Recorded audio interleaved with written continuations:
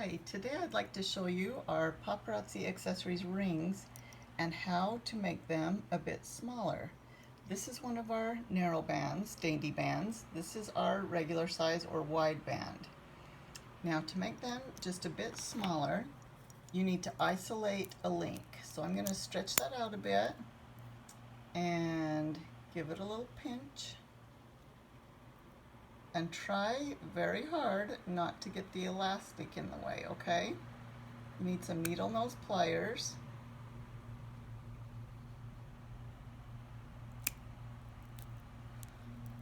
And just break it off like that. Then you're going to turn it around and do the other side. Make sure you do the same link.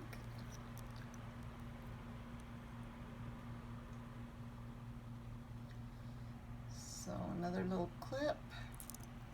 Sometimes it smashes rather than actually breaks, so just carefully twist it, and then you've got a link taken out, and it's going to fit just a bit smaller.